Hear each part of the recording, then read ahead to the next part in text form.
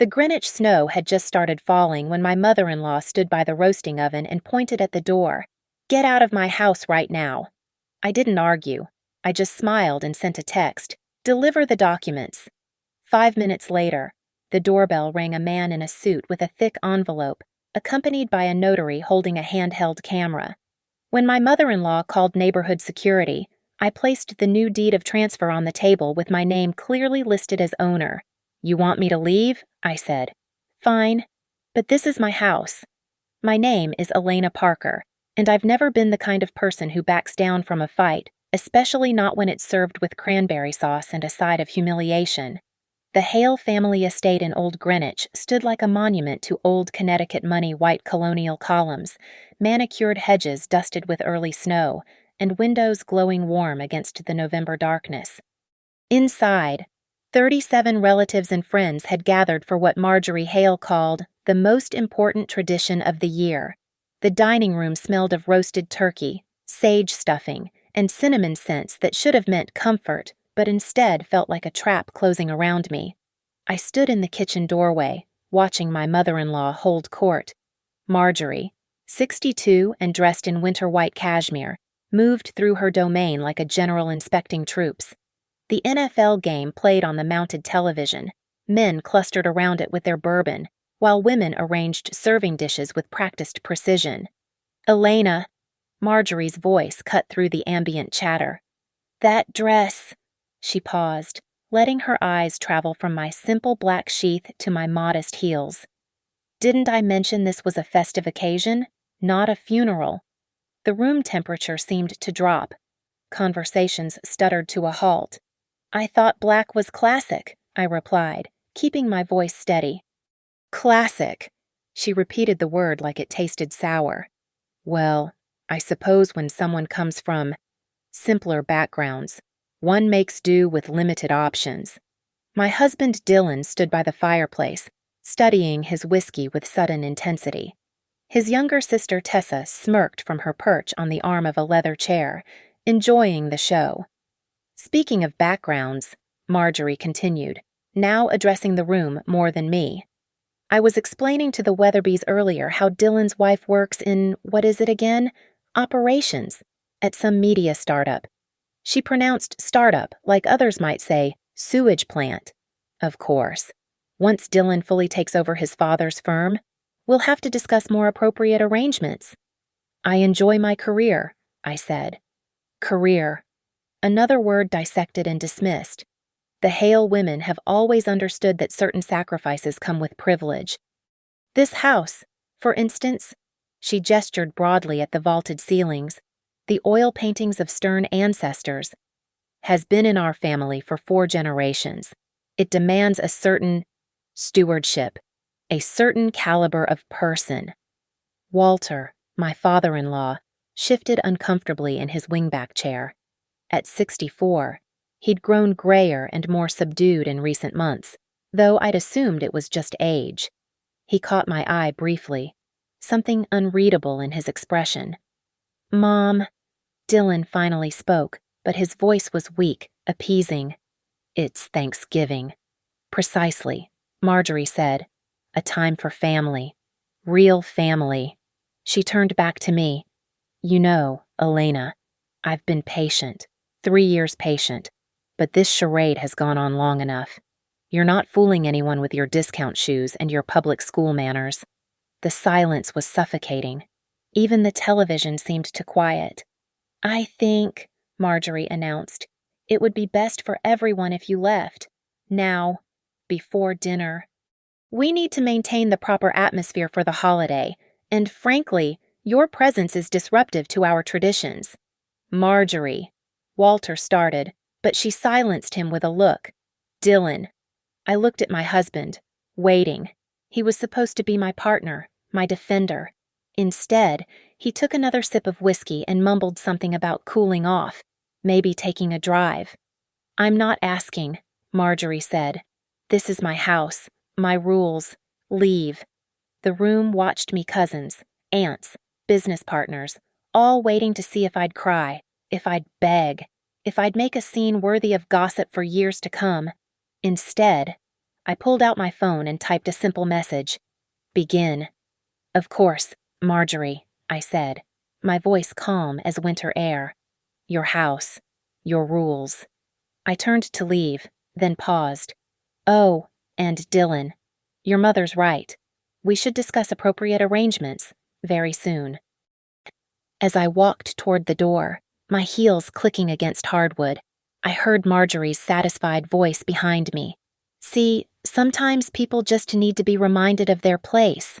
If only she knew that in exactly 5 minutes, everything she believed about power, property, and place was about to change. The doorbell would ring, and with it, the sound of her empire crumbling one notarized page at a time. 3 months before that Thanksgiving disaster, the cracks in my marriage had already started showing hairline fractures that Marjorie Hale seemed determined to widen into chasms. It started with the monthly family dinners, mandatory gatherings where Marjorie would hold court at her mahogany table, regaling us with stories of the Hale legacy. Your great-grandfather built this house with his bare hands, she'd tell Dylan, though I'd seen the architectural records showing he'd hired Morrison and Associates in 1952. Hale men are providers. Hale women are pillars. She'd look at me then, always at me, when she said pillars. Elena, dear, she'd said at August's dinner, have you given any thought to when you'll be giving Dylan children? You're not getting younger. 34 is practically geriatric in obstetric terms. We're focusing on our careers right now, I'd replied, cutting into my overcooked salmon.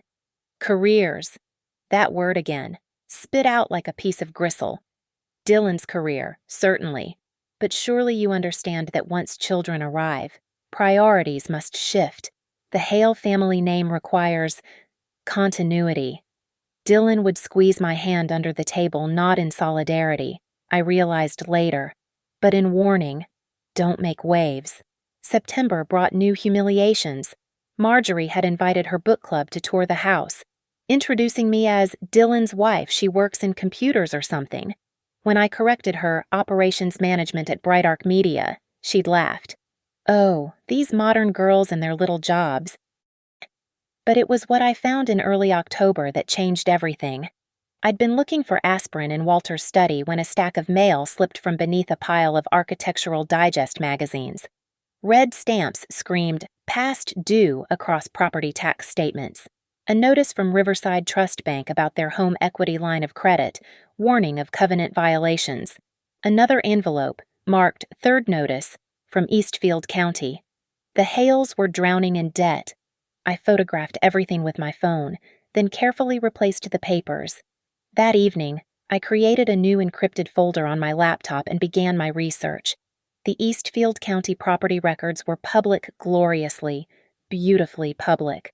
The house at 47 Maple Grove Lane was assessed at $2.8 million, but carried a HELOC of $900,000. Property taxes hadn't been paid in 2 quarters. Everything all right? Dylan had asked, finding me at my laptop near midnight. Just work stuff. I'd lied, closing the screen. He'd kissed my forehead absently. Don't stay up too late. Mom wants us there early tomorrow for brunch. Always what Mom wanted.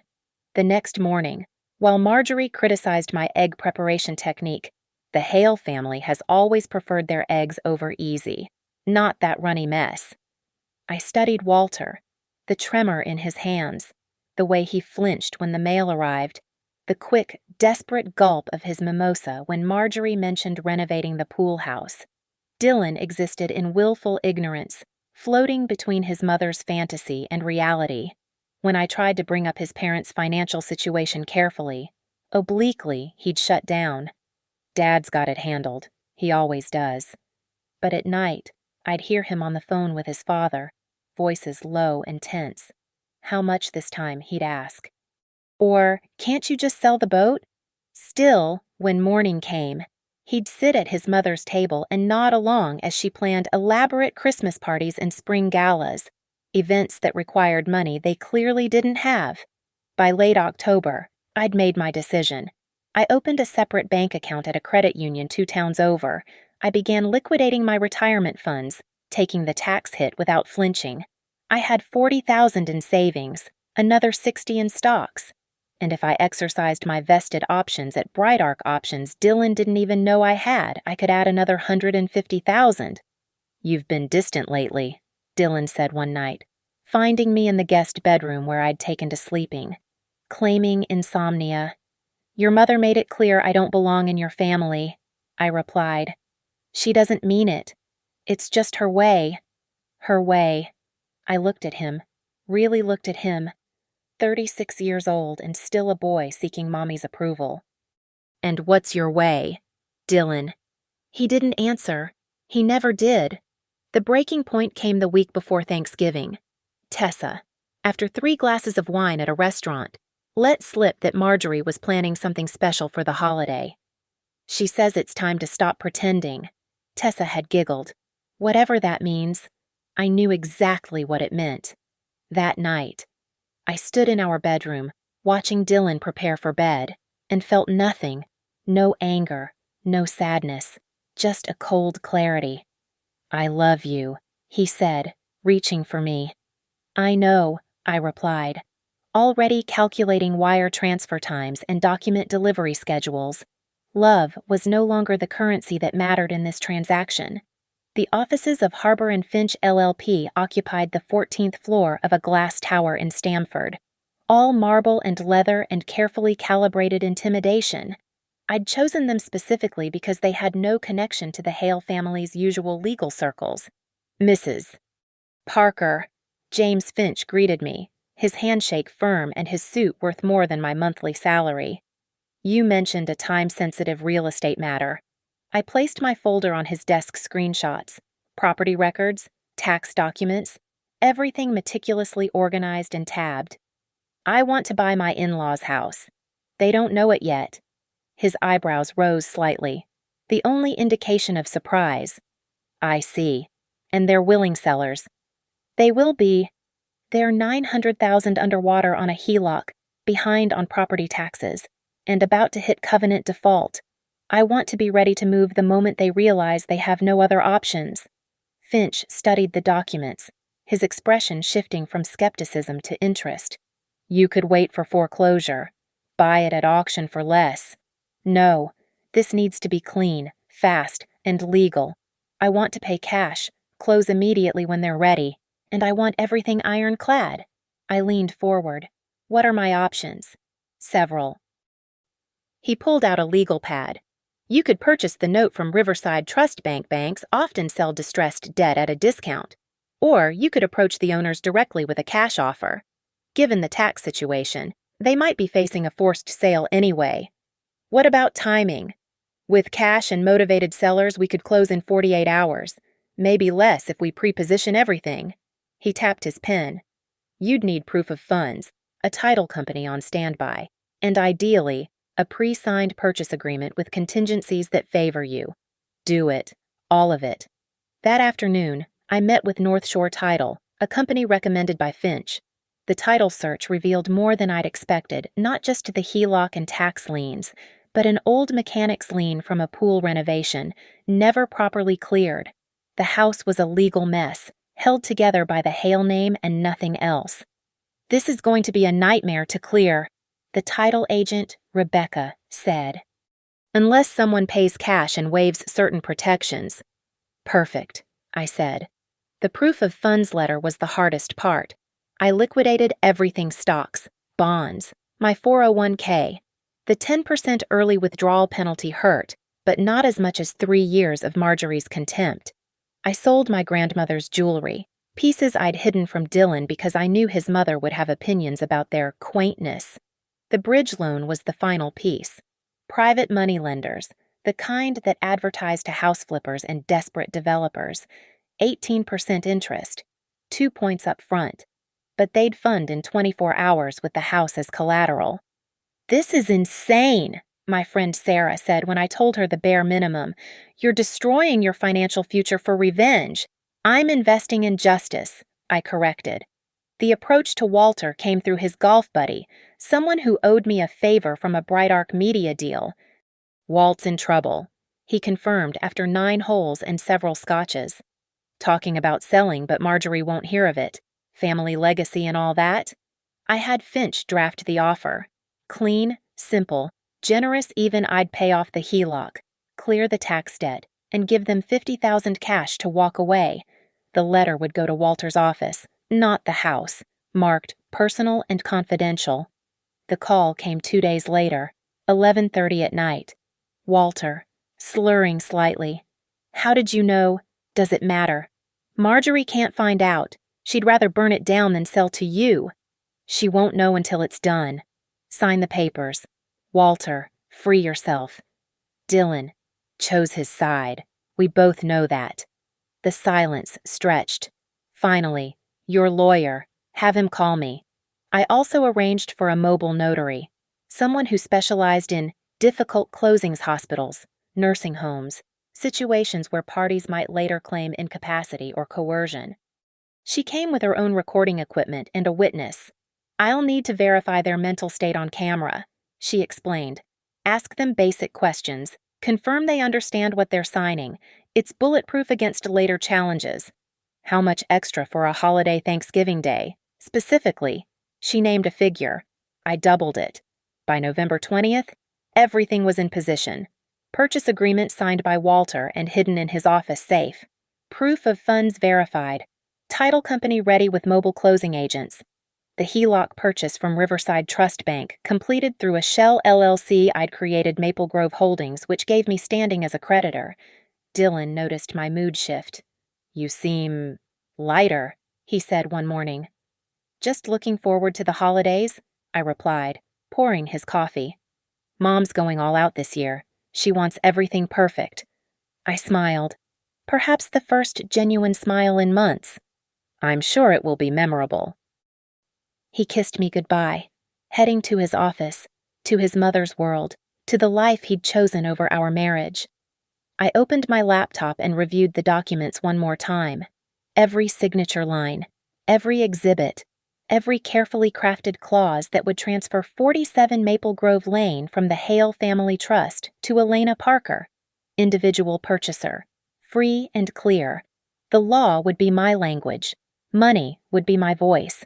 And in 4 days, Marjorie Hale would finally understand exactly who she'd been dismissing all these years. The negotiations happened in shadows, conducted through lawyers and intermediaries, while the Hale family prepared for their perfect Thanksgiving. My first move was the HELOC. Riverside Trust Bank had been trying to offload distressed debt, and through Maple Grove Holdings LLC, I offered 60 cents on the dollar for the $900,000 note.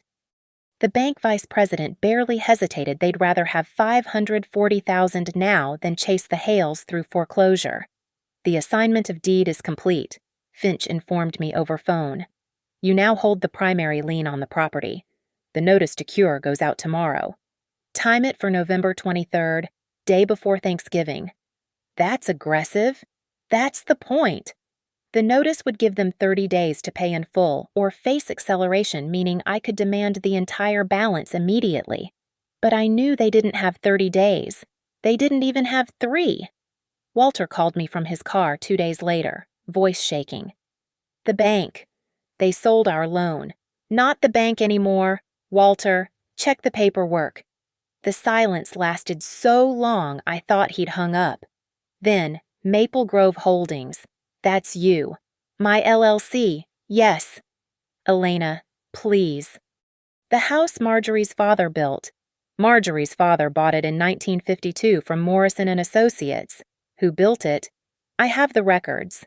Now, let's discuss reality. You owe me $540,000 plus accumulated interest. You're 2 quarters behind on property taxes. There's a mechanic's lien from 2018 you never cleared. Your choices are foreclosure, which will humiliate Marjorie publicly. Or you can take my offer. What offer? The one your lawyer already has. Deed in lieu of foreclosure. I pay off everything, give you $50,000 to relocate, and this stays private until after closing. Marjorie will never. Marjorie doesn't have to know.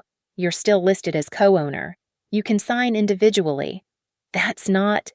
I can't. Walter, at 2:15 this afternoon, you're meeting with a bankruptcy attorney. I know because his assistant confirmed it when my paralegal called. Once you file, everything becomes public. Every debt, every failed deal, every country club membership you can't afford. Is that what you want for your precious family name? His breathing was labored. You've been planning this. Your wife has been humiliating me for 3 years. You've stood by and watched. Dylan chose her over me every single time. So, yes, I've been planning this. The mobile notary, Jennifer, met with Walter privately on November 21st at his office. She recorded everything: his acknowledgement that he understood the documents, that he wasn't under duress, that he was of sound mind. He seemed relieved, she told me afterward, like someone had lifted a weight off his shoulders. The deed in lieu was signed but not yet delivered. It would remain in escrow until I triggered it, like a loaded gun in my purse. Dylan, meanwhile, noticed nothing. He was too busy helping his mother plan the perfect Thanksgiving tableau. She's having the florist create centerpieces inspired by the Mayflower, he told me excitedly. And she hired a photographer to document everything for the family archives. How wonderful, I said, folding laundry. Pictures to remember it by. November 23rd arrived gray and bitter. The notice to cure was delivered by certified mail at 9:45 in the morning, requiring signature. Marjorie signed for it, probably assuming it was another catalog or charity solicitation. By noon, Walter was calling me, panicked. She knows about the notice. She's losing her mind. Then give her my solution. I can't. Not today. Not before. Tomorrow then. During dinner. After she does whatever she's planning to do to me. Then you'll be ready, won't you? How do you know she's planning something? Because I know your wife. Walter. She can't help herself. She needs to show everyone who's in charge, who belongs, who matters. Let her have her moment. Then I'll have mine. That evening, I prepared carefully. Black dress, the one Marjorie would hate. Minimal jewelry. Hair pulled back severely. I wanted to look exactly like what she thought I was beneath her. Unworthy. Defeated. I also did one final thing. I logged into the smart home security system for 47 Maple Grove Lane, something Dylan had put in my name because he couldn't be bothered with technical stuff. I scheduled a mass password reset for 8:30 on Thanksgiving night. Every smart lock, every security code, every camera access, all would require my authorization to reset. You look beautiful, Dylan said, watching me dress. Your mother will hate it. Elena, please, it's Thanksgiving. Can't we just have one peaceful dinner? I turned to face him. When have we ever had a peaceful dinner with your family? He didn't answer. He couldn't. The final preparation was the cash. Wire transfers were prepared, ready to execute at the touch of a button. Cashier's checks were cut and held at North Shore Title. Jennifer, the notary, was on call, ready to arrive within 15 minutes.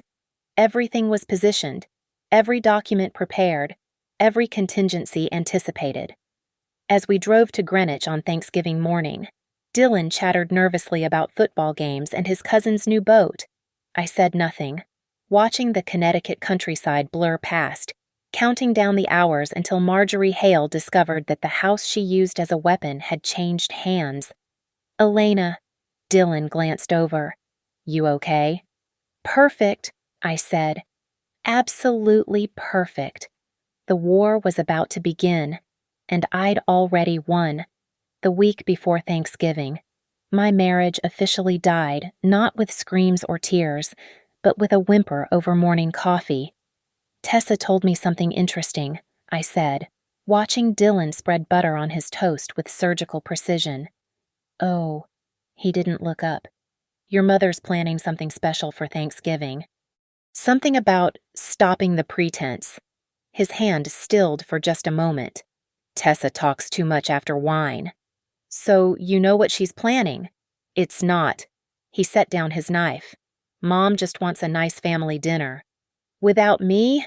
She didn't say that. She didn't have to. I stood, pouring my untouched coffee down the sink. You know, Dylan, I used to wonder what it would take for you to stand up to her. Now I know the answer: nothing. There's nothing she could do that would make you choose me. That's not fair. Isn't it name one time just one when you've taken my side against her? He opened his mouth, closed it, tried again. This is different. The house means everything to her. It's her childhood home. Her father. Her father bought it from developers. I've seen the records. That's not the point. Then what is the point? Dylan. He stood too, angry now. The point is family. The point is not making waves right before the holidays. The point is keeping peace. Whose peace? Because it's never been mine. We stood there, the kitchen island between us like a chasm. Outside, November wind rattled the windows of our rented townhouse, the one his mother called that cramped little place whenever she visited. I know about the money troubles, I said quietly. The color drained from his face. What? The HELOC, the tax liens, your father's failing business. I know all of it. You went through their papers. They were sitting out, but that's what you're worried about. Not that your parents are facing bankruptcy, but that I found out. Dylan slumped against the counter. Dad said he had it handled. With what money the firm hasn't turned a profit in 2 years? How could you possibly… Public records, Dylan, corporate filings, it's all there if you bother to look. He was quiet for a long moment. Then, Mom doesn't know how bad it is. Of course she doesn't. Your father would rather lose everything than tell her the truth. And you'd rather lose me than tell her she's wrong about anything. Elena, I'm done. The words came out calm, certain. After Thanksgiving, I'm done. You're leaving me. You left me 3 years ago. You just kept coming home afterward. That night, he slept in the guest room. The next night, too. By Tuesday, we were like polite strangers sharing a house. He'd leave for work early, come home late. I'd work from home, making my final preparations. Wednesday afternoon, Tessa called. Just wanted to make sure you're coming tomorrow. Mom has the seating chart all planned. Wouldn't miss it. Good. Oh, and Elena. Wear something nice. Mom invited the Weatherbys and the Prescotts. You know how she likes to impress. After I hung up, I looked at the black dress hanging in my closet, the one Marjorie had sneered at during last year's Christmas party. Perfect. That evening, Dylan tried one last time. We could skip it. Go to Boston for the weekend instead. Run away. That's your solution. It's better than whatever you're planning. I looked at him sharply. What makes you think I'm planning something? You're too calm. You've been too calm all week. It's scary. Maybe I've just accepted my place. Isn't that what your mother always wanted? He studied me, uncertain. Elena, whatever you're thinking, I'm thinking about tomorrow's dinner, about family traditions, about everyone getting what they deserve. That sounds like a threat. It's a promise. He left for his childhood bedroom in Greenwich that night, claiming his mother needed help with preparations. We both knew he was running from me, from the conversation we needed to have, from the marriage that was already over. I spent the evening reviewing documents one last time. The deed in lieu, signed and notarized, the wire transfer authorizations, the security system password resets, everything was ready. At 11:45, my phone buzzed. Walter, texting from his study. The notice came. Marjorie thinks it's a mistake. I can't do this anymore. I replied, tomorrow, after dinner. Be ready. She'll destroy you. She's welcome to try. Thanksgiving morning dawned crisp and bright, deceptively beautiful. I dressed carefully the black dress, minimal makeup, hair pulled back. I looked in the mirror and saw someone I didn't recognize, someone harder, someone who'd learned to speak the only language the Hales understood power. The drive to Greenwich was silent. I'd insisted on taking my own car, over Dylan's protests. I might need to leave early, I'd said. He hadn't argued. As I pulled up to 47 Maple Grove Lane, I saw the house differently, not as the Hale fortress, but as my investment, my future asset, my revenge, wrapped in white columns and crowned with snow-dusted shingles. Dylan was already there, helping his father move cars to make room for guests. Walter saw me and quickly looked away. Through the dining room windows, I could see Marjorie directing the housekeeper, gesturing dramatically at the table settings. I parked at the far end of the driveway, near the street. Easy exit. My phone showed 3 messages from Finch. Documents ready? Notary on standby. Good luck. I deleted them all, then sent one message to Jennifer. The notary. 8:15 arrival. Be ready for hostility. Then I walked into my last Thanksgiving as Elena Parker, wife of Dylan Hale. By the end of the night, I'd be Elena Parker, owner of 47 Maple Grove Lane, and Marjorie Hale would finally understand what it felt like to be unwelcome in her own home. The dining room glowed with calculated perfection, crystal catching candlelight, china gleaming like snow, centerpieces of burnt orange roses, and baby's breath stretching the length of the mahogany table. 37 guests had assembled for Marjorie Hale's Thanksgiving triumph, and I was about to become the main course. Elena, how? Punctual. Marjorie greeted me, her eyes sliding over my black dress with satisfaction. She wore winter white again, a cashmere dress that probably cost more than most people's rent. Though I specifically mentioned festive attire in the invitation. I must have missed that detail, I said. You miss a lot of details, don't you? She turned to address Jessica Weatherby, loud enough for everyone to hear. It's so difficult when people come from different backgrounds. The little niceties that make society function, they're learned in childhood, aren't they? The cocktail hour dragged like a funeral procession. I stood near the fireplace, holding a glass of wine I didn't drink, watching Marjorie work the room. She was in rare form tonight, every comment a carefully aimed arrow. Dylan's wife works in computers, she told Judge Prescott. Something terribly modern. Of course, once Dylan takes over Walter's firm properly, we'll reassess the situation. Elena doesn't come from Connecticut, she explained to her book club friends. Somewhere in the Midwest, I believe, Ohio, Iowa, one of those places. Pennsylvania, I corrected. Oh yes, that's right. Public schools all the way through. She's done remarkably well, considering. Dylan circulated separately, avoiding my eyes, always finding someone urgently needing his attention whenever I approached. Walter sat in his study with a bourbon, emerging only when Marjorie demanded his presence. At 7:45, Marjorie announced dinner.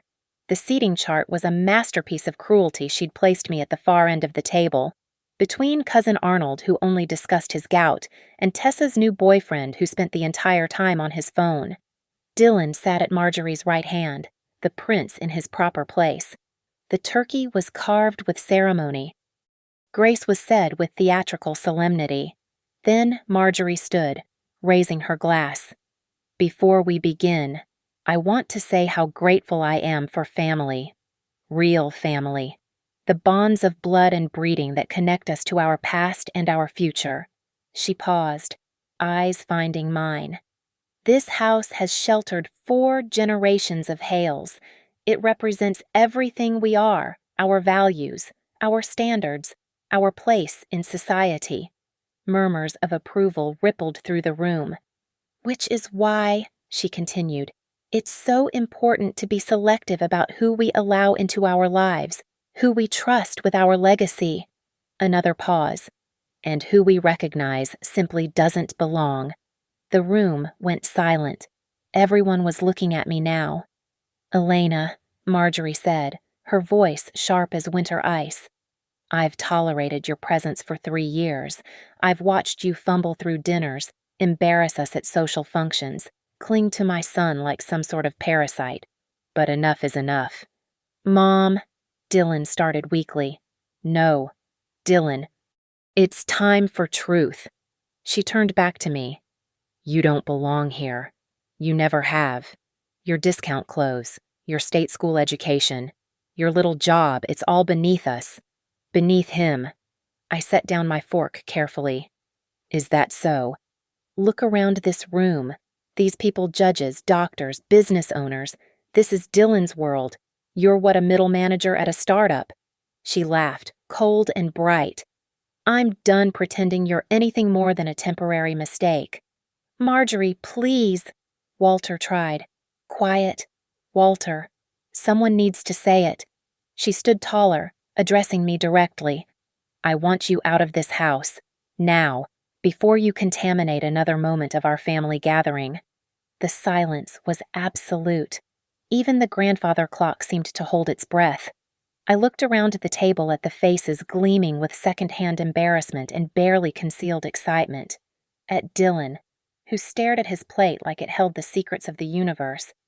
At Walter, whose hands trembled around his whiskey glass. "You want me to leave your house?" I said, my voice carrying clearly. Immediately. I pulled out my phone, checked the time. 8:14. Perfect. "Of course, Marjorie," I said, typing a quick message. "Deliver." I stood, placed my napkin beside my untouched plate. Your house, your rules, your family. "Finally, some sense," Marjorie said, triumphant. "Dylan will send your things later." I walked toward the door, then paused, listening, waiting. The doorbell rang at exactly 8:15. "Who could that be?" Marjorie demanded. "We're in the middle of dinner." "I'll get it," I said, already moving. I opened the door to Jennifer, the notary, in her crisp black suit, carrying her equipment bag.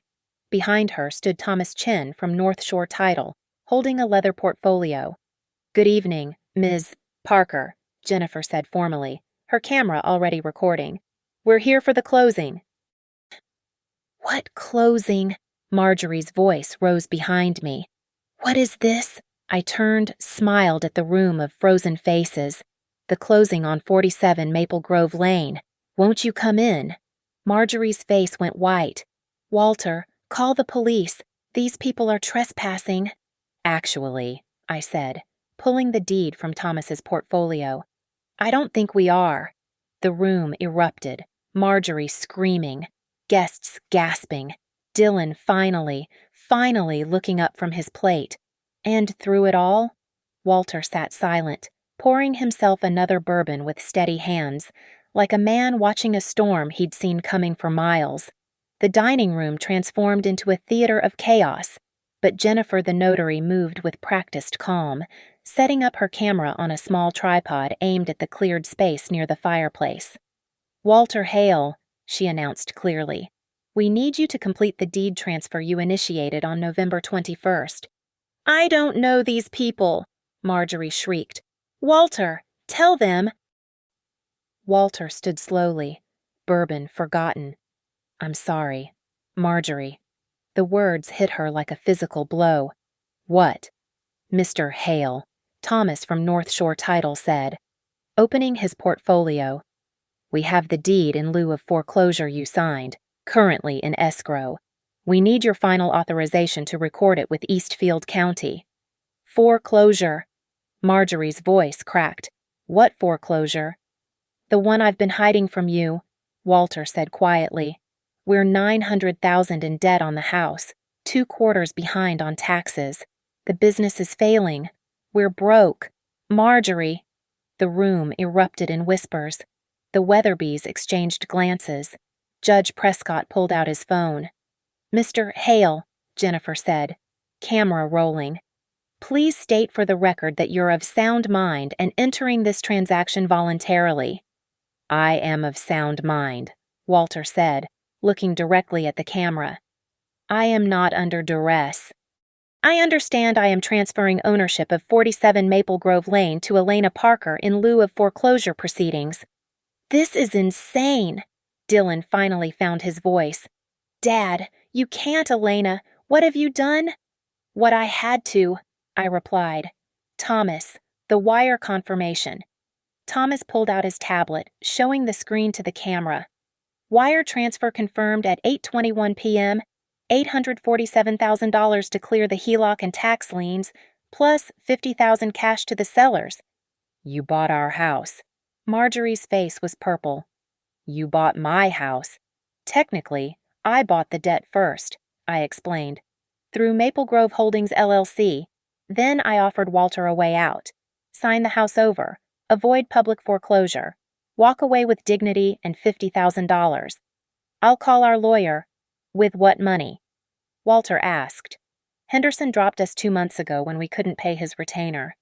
Jennifer placed documents on the mahogany table. Mr. Hale, we need your signature here. Here and here. Mrs. Hale, as co-owner. You'll need to sign as well. I will never. Then we proceed with foreclosure. I said simply, public auction. Everyone will know. The Greenwich Herald loves those stories. Prominent family loses historic home. Your friends here can testify they witnessed you being served. Marjorie looked around wildly. Her book club friends avoided her eyes. The Prescotts were already gathering their coats. 5 minutes ago, you wanted me out of your house, I continued. Well, I'm happy to leave, but it's my house now. Or it will be, once you sign. Dylan, Marjorie turned to her son. Do something. Dylan stood there, mouth opening and closing like a landed fish. Elena, please, this is our family home. Was, I corrected. Your mother made it very clear I'm not family, so I'm just a buyer, a cash buyer who's saving your parents from bankruptcy. Thomas efficiently arranged the papers. Mrs. Hale, if you refuse to sign, we can proceed with judicial foreclosure, but that will take months and cost tens of thousands in legal fees you don't have. This is extortion. This is business, I said. Something you always said I didn't understand. Security arrived, then 2 uniformed guards from the neighborhood patrol Marjorie had called. We had a report of trespassing. Yes, Marjorie pointed at me. Remove these people. The older guard looked at Jennifer's setup, the cameras, the documents. Ma'am, this appears to be a legal proceeding. Do you own this property? Of course I. Actually, Thomas interrupted, pulling up his tablet again. As of 8:23 p.m., the deed was electronically recorded with Eastfield County. Document number 2024-11-28-0847. He showed the screen to the guard. Elena Parker is the legal owner. The guard studied the screen, then looked at Marjorie. Ma'am, if Ms. Parker owns the property, she can't be trespassing. The silence was deafening. Walter picked up the pen. Where do I sign? Walter, no. Marjorie lunged for the papers, but Jennifer smoothly moved them away. It's already done. Marjorie, Walter said tiredly. I signed the preliminary documents days ago. This is just the formality. He signed his name 3 times, each stroke firm and final. Mrs. Hale, Jennifer said, your signature, please. I won't. Then you'll be in violation of the purchase agreement your husband already executed, Thomas said. You could be held liable for damages, sued for specific performance. Sign it, Marjorie, Walter said. It's over. She grabbed the pen like a weapon, slashing her signature across the pages. You're nothing, she hissed at me. You'll always be nothing. Maybe, I said, taking the completed documents. But I'm nothing with a deed to your house. Jennifer packed up her equipment with quiet efficiency. The recording is complete. Copies will be sent to all parties. Thank you for your cooperation. As she and Thomas headed for the door, I pulled out my phone one more time. Oh, and Marjorie. The security system passwords have all been reset. You'll need my authorization to change them. I held up the phone showing the smart home app. Every lock and camera now under my control. Happy Thanksgiving. The dining room had emptied like water from a broken glass. Guests fled with mumbled excuses, abandoning their plates of cooling turkey and congealing gravy. Only the family remained, Marjorie standing rigid by the fireplace. Walter slumped in his chair, Dylan frozen between his parents and me, and Tessa filming everything on her phone with barely concealed glee. I walked slowly around the table, my heels clicking against hardwood I now owned. I picked up my fallen napkin from earlier, folded it precisely, and placed it back on the table. You wanted me to leave, I said to Marjorie, my voice calm as morning snow. I'm happy to oblige. But first, let's discuss terms. Terms. She spat the word. You stole our home. I bought your home, with cash, at above market value considering the liens. I pulled out my phone, showing her the smart home app. Every lock, every security code, every camera all under my authorization now. The security company has already been notified of the ownership change. You can't throw us out. It's Thanksgiving. You're right. I'm not that cruel. I met her eyes. You have two options. 1. Stay and finish your dinner as my guests. Be civil, be quiet, and you can remain through the weekend to pack your belongings properly. Or leave tonight. Right now. No scenes, no drama. Just go. This is our family home. Dylan finally spoke, his voice cracking. Elena, how could you? How could I? I turned to him, feeling nothing but cold clarity. For 3 years, I've sat at this table while your mother dissected everything about me. My clothes, my education, my family, my worth. And you sat there. Every single time, you sat there and said nothing. I was trying to keep the peace. You were keeping your peace. Never mine. I looked around the room, at the oil paintings of stern Hale ancestors, the silver that had been in the family for generations. Your mother said I didn't belong here. She was right. I don't belong in a family that treats people like disposable accessories. Walter poured himself another bourbon. We'll take the $50,000 and go to Florida. My brother has a condo. Walter, Marjorie shrieked. It's over. Marjorie, the house, the pretense, all of it. He stood, surprisingly steady. Elena, I apologize. Not for tonight, I know that's too little. Too late. But for the years of watching my wife hurt you while I did nothing. I nodded once, accepting what little he could offer. We'll leave tonight. Walter continued. Tessa, get our coats. Dad. No. Dylan started. You're 36 years old. Walter said to his son. It's time you learned that actions have consequences. Your mother's and yours. Marjorie grabbed the edge of the mantel, her knuckles white. You planned this. You sat at my table, ate my food, all while planning this. Actually, I didn't eat anything, I pointed out. You started insulting me before the first course.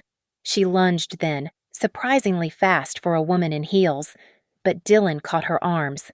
Mom, stop, please. She's ruined us. No, I said. You ruined yourselves. The debt, the lies, the pretense that was all you. I just refused to be your collateral damage anymore. I walked to the doorway, then turned back one last time. The table still gleamed with crystal and china, candles still flickering over the abandoned feast. It looked like a museum exhibit, beautiful, cold, and utterly lifeless. The locksmith is coming at 9 tomorrow morning, I announced. If you're still here, you can watch him change everything.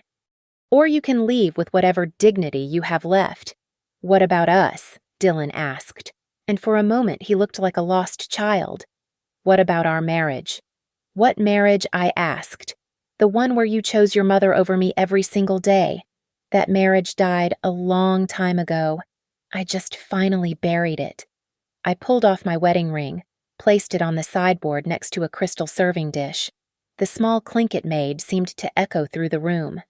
Goodbye, Dylan. Your things will be in storage, paid for 30 days. After that, it's your problem. As I walked through the front door, my front door, I heard Marjorie's final shriek. You'll regret this. You'll never be anything but trash. I paused on the threshold, snow beginning to fall in the porch light. Maybe, I called back, but I'll be trash with excellent property values. The door closed behind me with a satisfying click. As I walked to my car, I could hear the muffled sounds of argument, of Dylan trying to calm his mother, of Walter calling for a taxi. By the time I reached the end of the driveway, my phone was buzzing. The security app showed movement at the front door. Marjorie, trying her key, not understanding why it wouldn't work. I sat in my car for a moment, watching the house I'd just conquered, The windows glowed warm against the winter night, but that warmth had never been for me. Now it never would be. And that was perfectly fine. I had plans for 47 Maple Grove Lane. Maybe I'd sell it to developers who'd turn it into condos. Maybe I'd donate it to a charity that helped women escape abusive families. Or maybe I'd keep it, redecorate every room, and host dinner parties where kindness was the only currency that mattered. But tonight, on this Thanksgiving, I was grateful for just one thing: the beautiful sound of Marjorie Hale discovering that sometimes the person you step on is standing on ground that's about to become theirs. I drove away into the snowing night, leaving the Hales to box up their empire. My phone showed dozens of missed calls from Dylan, texts from mutual friends who'd heard the news, even a voicemail from my lawyer confirming the deed was properly recorded. I didn't answer any of them. Tonight was for silence, for snow, and for the simple satisfaction of serving revenge at exactly the right temperature cold as a Connecticut winter, with all the proper documentation. Thank you so much for listening to this story. I'd love to know where you're tuning in from. Drop a comment below and let's connect. Don't forget to subscribe to the channel and share your thoughts on Elena's revenge. Was she justified, or did she go too far? Let me know what you think.